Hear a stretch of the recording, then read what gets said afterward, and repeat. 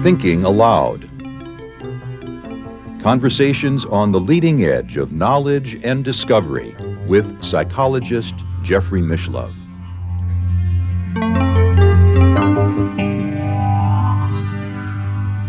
Hello and welcome. I'm Jeffrey Mishlove. We'll be exploring the use of remote viewing for historical and archaeological research today, in particular the case of the Empress Himiko of Japan. With me is Joseph McMoneagle, who is the author of numerous books on remote viewing, including he is the co-author of ESP Wars, East and West, and he is the author of Remote Viewing Secrets, Mind Trek, The Ultimate Time Machine, and also the Stargate Chronicles, Memoirs of a Psychic Spy. Welcome, Joe. Glad to be here, Joe. Good to be with you. In addition to your very long career working with military intelligence and government agencies as a remote viewer, you've had the opportunity to do a lot of work in the commercial sector and the nonprofit sector, and a lot of work overseas outside of the United States, in particular in Japan, which is where this case that we're going to talk about is located. Yes, I was asked to work for this group. It's a group from Okinawa. It's made up of retired men. I'm not exactly sure how to pronounce the name of the group, so I'm not going to even try. Yeah. But what they're interested in is they're interested in pursuing mythologies about Japan and trying to prove them either correct or wrong. And so they had watched me on television for many years, for 4+ years in Japan, and decided they needed to meet me. So I met with them, and what they were interested in is proving that a woman by the name of Himiko actually was an empress in Japan and really did exist. Because there was lore to this effect. Oh, absolutely. There's 400 years of history in two families that sound very, very much alike, that they argue over the origins of Himiko. She's that famous. She's the first emperor that exchanged ambassadors with both China and Korea. She was a guest in the court of the Golden Dragon, if you will, of China. And while there, she was given many gifts of mirrors and bronze mirrors and things. This would be, as I recall, 200 or 300 years A.D. Yeah, that's exactly right. Western calendar. Yes, and at the time, there was very little that was recorded about her, even though she ruled Japan for about 75 years. One of the problems is that the only thing historical that exists today about her is in reference to her assigning ambassadors to China. It's a very small paragraph in a Chinese writing, not even a Japanese writing. So the idea was we could find something that would prove her existence. They called on you to use remote viewing for that purpose. Exactly. My remote viewing targets were always put in double-wrapped, opaque envelopes. They had no markings on the envelopes at all. They were handled only by my wife and a film crew. And I would do the remote viewing and return the materials to Japan. And we would go there a month later and meet with them and talk about what the remote viewing might or might not mean. So you worked on this case over an extended period of time. It was about 6.5 years, yes. And over that time, we were able to locate a number of things. The first thing we found were the remnants of a palace. It was a very large open area on top of a mountain that no one believed had any possibility of having a palace there. They asked me why before we ever went to the mountain. They said, "Why do you think this mountain?" And I said, because this is the only mountain in the Nara Valley area that's 15 degrees cooler in the summer because of the ocean breezes. In fact, when we got to the top of that mountain, we found it to be about 15 to 20 degrees cooler. We also found remnants of what was evidently a very large building, And while we were looking at these things, my sponsor asked me, there has to be water. There are many horses and animals and people that lived on this mountain, if this was truly her place that she lived. And I see no evidence of water anywhere. Mm-hmm. It's the very top of the mountain. I said, follow me, and I took him through the jungles and wound up at a spring coming out of the side of a mountain cove. Actually looks like an entry to a cave. And there's a very large pond there, irregular shaped pond, with giant koi in it. And around the outside are some ancient stones with archaic writing on them. Now you said giant koi? Koi, that's a fish. Uh-huh. It's actually a decorative fish. Like a carp or something. Yeah, it's like a carp, but it's very colorful. Mm-hmm. Only these were not the standard size koi. These were really, really big koi. I see. And they probably are descendants of the same people. Now you were actually on location. Yes, when we went to check out or prove out whether or not the remote viewing was correct. So you had done the remote viewing from a distance, I assume. From a dining room in Central Virginia, yes. So from Virginia to Japan, and you probably sketched out what this location was going to look like, and exactly tried to pinpoint it on a map. Well, I didn't use any maps. Mm-hmm. There were no maps. What I did is I drew the I believe it was the coastline, mm-hmm. and put the mountains where they should be in my mind. Mm-hmm. And then by identifying other things around the mountains, they were able to isolate that as being the Nara Valley. So, in other words, they used their analytic faculties after they received drawings and other information from you. That's correct. They identified it and took you to that location. Yes. And then when you're at the location, they say, well, there has to be water, or this couldn't accommodate a whole castle. Exactly right. And you had the intuition to guide them to where the water would be found. I just knew what direction it was on. Uh-huh.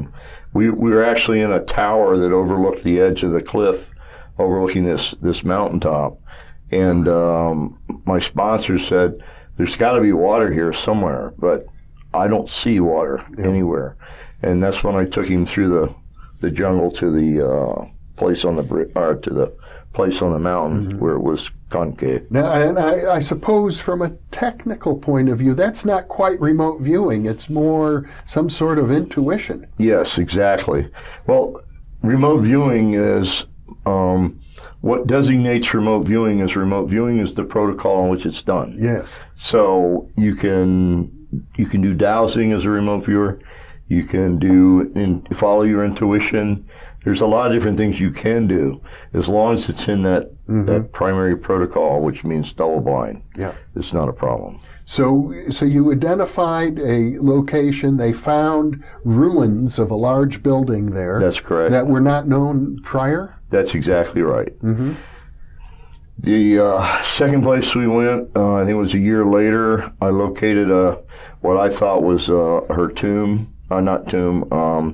At the time, I thought it was her temple, mm-hmm. Because she was known to be a shaman prior to becoming the empress. So she had to have a temple. Now, how was she known to be a shaman?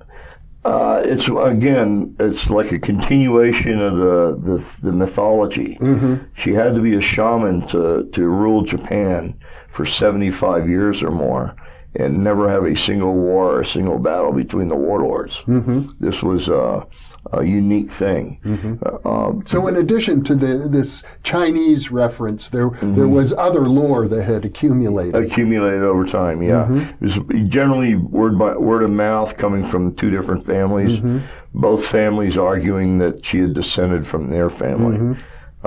This is an argument that's been going on over 400 years in Japan. So she's something of a mythical figure. It wasn't even quite clear that she really existed, I suppose. Outside of that one paragraph referencing her in China, mm-hmm. there's no other known information mm-hmm. that's actually extant. Yeah.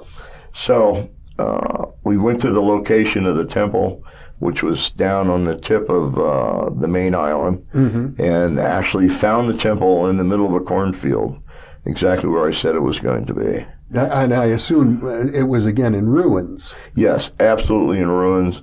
Only the entry steps and the two markers showing the entry existed. And the rest of the temple was basically a pile of rocks. And this, again, you used remote viewing? Yes, from my dining room in Virginia. And we visited that site.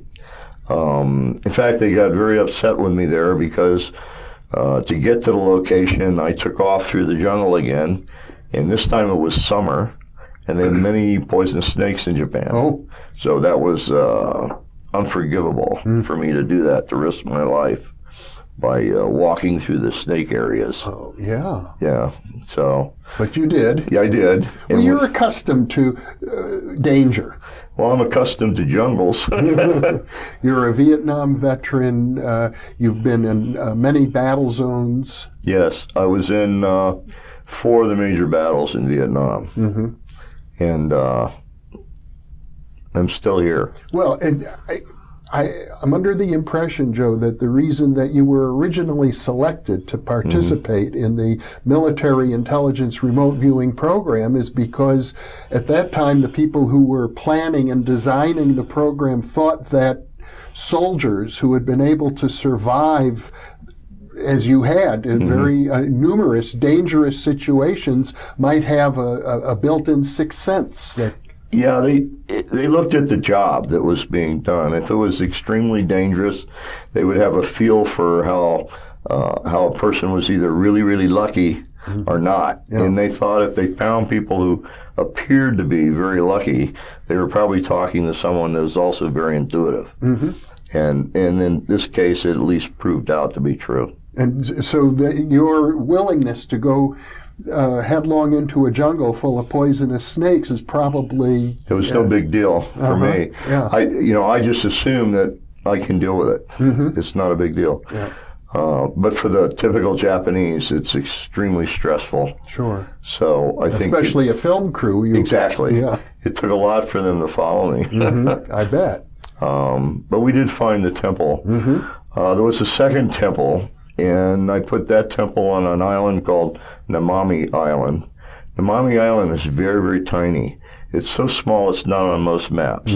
It's the northernmost island of the Okinawan chain. What I had proposed was that her ancestors had actually traveled from Southeast Asia and from Upper China.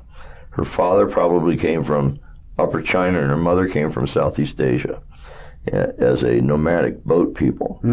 And so I found this location on a mountaintop in Namami Island. It's a very small island. It's just a row of mountaintops that used to spew lava. Yeah. Active volcanoes, no longer active. And on the very tip is a little tiny village. It's a fishing village. And we went there. We actually flew in there and landed on a tiny airstrip and asked the local people if they could tell us where the temple was. Well, the only temple on the island that they were aware of, and these are people who have been there for generations, was the small temple built into the face of the mountain. We went there, and it was obvious that that was not the temple we were looking for. It was actually established in the 1930s. We started to leave, and I noticed that there was a stone embedded in the wall of the mountain. And I cleared away the brush, and there was archaic writing on the stone. So I said, there has to be another temple here somewhere. And my compatriot in the search, the man who sponsored me, said, maybe it's on the top of the mountain. So it was very difficult climb. We had to use ropes in some areas. It's a very tall mountain. We finally got to the top of the mountain, and the top of the mountain was cut to look exactly round. There's a certain plant that they used to use in the Stone Age period as in the mysteries of their ancient religion. Yes, their rituals. But this plant is known, and surrounding the whole outer part of this circle and running down the side of the mountain were a multitude of these bushes. They only grow very small, and the limbs are broken off to use in some of these ceremonies. That's the first thing we found. In the middle of this clearing, in the circle, there were no trees. In the middle of this clearing was a raised dais. It almost looked like an altar. It was not an altar. It was a pile of stone shards where they had broken pottery from their hundreds of activities on the mountain, and it had created this mound. We found nothing but Stone Age materials on the mountain. Now, when you say Stone Age, that's a very special term as it's used for the in Japanese to Japan. Yes. Yeah, it's unique to Japan. What that means is prior to the modern age. That's how they express it. Yeah. It really means somewhere around the year 250 AD.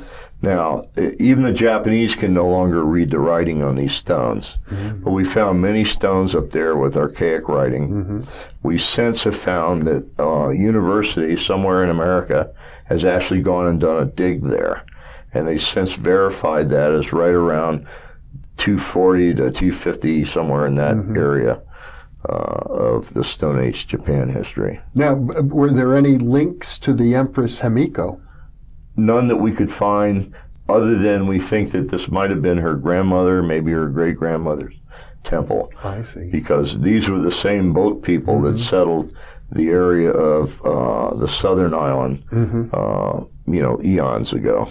Well, the intriguing thing to me here is that it was your sponsor, a Japanese or Okinawan businessman, who said, let's go to the top of the mountain. It wasn't your own intuition or remote viewing. That's correct. And what's unique about this whole thing is this is a man who dislikes Americans. He doesn't like being around Americans.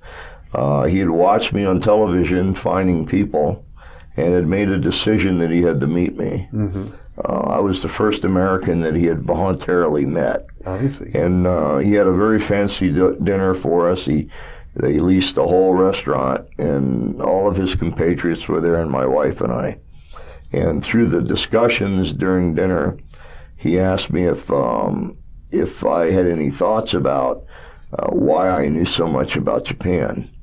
And I said, I don't know. Maybe I just got it out of books or something. He said, no, it's deeper than that. It's in your timing. It's in the way you carry on conversations. It's in your bearing. It's the way you react to things that other people say. Yeah. He said, only the old samurai acted that way. So I have a theory, he said. I think you're probably an old samurai reborn again in an American body.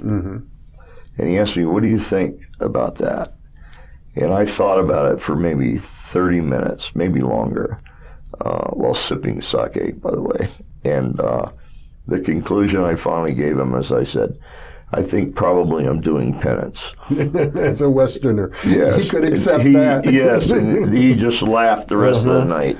And you hit it off, but it sounds like he also had some native intuitive ability. I think so. This small group of men have taken on a multitude of mythologies about Japan and either proven them right or proven them wrong. I see. So they're very serious about this. This is not something that they would just invent a fact and throw it out there.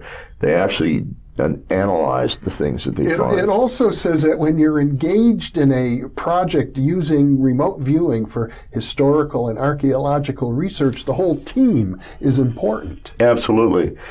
There's a reason for that. Remember I said many times that all human beings are psychic. Yeah. So when you take two people and you put them together, and one's called a remote viewer and the other's called a monitor, if you are doing it double blind and properly, neither knows what the target is. Well, the reason for that is it's usually the monitor that ends up asking exactly the right question at exactly the right time to elicit the answer that you've been looking for. Well, the important thing, as I understand the story of this project concerning the Empress Himiko, is that you actually located a site that is believed to be her tomb. That's exactly right. And that's surprising to everybody in Japan because they actually have a person who's the keeper of the tombs. He works for the emperor, and he knows where all the royal families are buried. He knows where all the royal tombs are in Japan. And when we notified him that we had found another tomb, he did not believe us. And is this also one you identified from your home back in Virginia? Absolutely, absolutely. And there's no way I could have. I mean, this was a mound that was completely covered in trees. Yeah. Not only that, but it was on the side of the 14th tee in this golf course. So how anybody would not notice it was a tomb is a surprise to me. Because when we first arrived, no one recognized it except me. It looked exactly like it did in my remote viewing. But we were able to find the sacred stones around the outside and the stone path that led to the inside. And we were able to tell the keeper of the tombs and bring him, and he saw it and accepted it as a tomb. And to my understanding, he actually published a notification that a new royal tomb had been discovered. I don't know if it was published or if it went into the records in some way. I'm certain that they're probably monitoring it now. Yeah. And a book has been written about all this. Yes. There was a book written, extensive book. It's in Japanese, and it's one of the best-selling books in Japan. This addresses a 400-year-old argument. It's the missing information pertinent to a queen or a princess. I didn't even know there was a female emperor until I was asked to look for one. Yeah. Well, you're well known in the United States for your work as a remote viewer, particularly with the military, but I gather as a result of this demonstration in Japan and numerous other television appearances in Japan, you're something of a superstar over there. They want to call me a superstar. I call myself Joe. And the real irritation of it is it's hard to walk down the street in Japan without somebody coming out of their shop and wanting to converse with me or ask me things. It's really nice. The Japanese people are truly good people. They try not to notice you, but you can tell when they do, because their hands will come up to their mouth like this. They're trying to hide the fact that they're smiling. And on a crowded subway, you've seen subways, the way they have these subway packers. Yeah. People jamming. Well, in actuality, that's true. And in the rush hour in the morning, if you have your hands up, that's where they will remain for the entire trip. There's no room hands to down, yeah. That's exactly where they will remain. We were jammed into a subway like that when one of the women in front of me, her eyes lit up, and I know that she had just recognized me. And so she put her hand up and said something to the woman next to her, and she said something to the woman next to her, and suddenly there was this boom, a meter of space around my wife and I have no idea where that space came from. I mean, out of respect for you. Yeah, exactly. Well, let me ask you this, because I'm under the impression that Japan has a unique culture in the sense that they are very much into engineering, technology, high tech, and at the same time they've kept their most ancient traditions alive so that they are maybe uniquely capable of appreciating parapsychology in a way that Americans don't quite do. Would you say that something about that? Yeah, it's kind of like that. In Japan, if you make a claim that you can describe something on the other side of the world, even though it's identified in a double-wrapped opaque envelope, they'll allow you the chance to demonstrate it. They will always say, well, in their minds, I'm sure they're saying, maybe he can. I don't know. Let's give him the opportunity. Then if you can demonstrate it, then they will accept you as someone who makes that claim. If a second person walks into the room and says, I can do that too, well, they're waiting for that demonstration too. I think it's in their history. There's mythologies in the Orient that go back thousands of years. And they're mythologies of people who flew and people who jumped from treetop to treetop, or people that broke swords with their hands. And those are real to them. Even though they don't occur now, it doesn't matter. It's part of their oral history. And how would you compare that to the American response? Typical American response is, you're wasting your time, it's foolishness. I don't believe that for a second.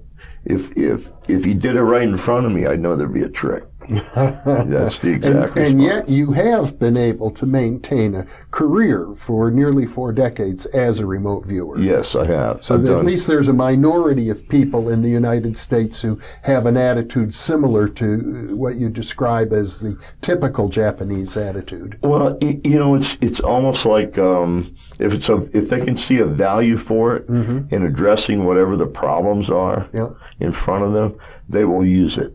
Well, that sounds like pragmatism, which is an American philosophy. Exactly right. I've done work for geology people who, in order to know what the geology is under their feet, have to core sample it. Okay. The problem with that is, as soon as you core sample something, the value of the property goes up. Oh, okay. You see? Yeah. So buying a property without first knowing what's under it, that's pretty risky. No one else in the world can say they can tell you, except for a remote viewer. It's attestable. It makes sense to them. Exactly. And if you provide the information and they look at it and adjudge it to be valid and buy the property and then core sample it and it matches, that's all it takes. I see. From that point on, you have a job for life.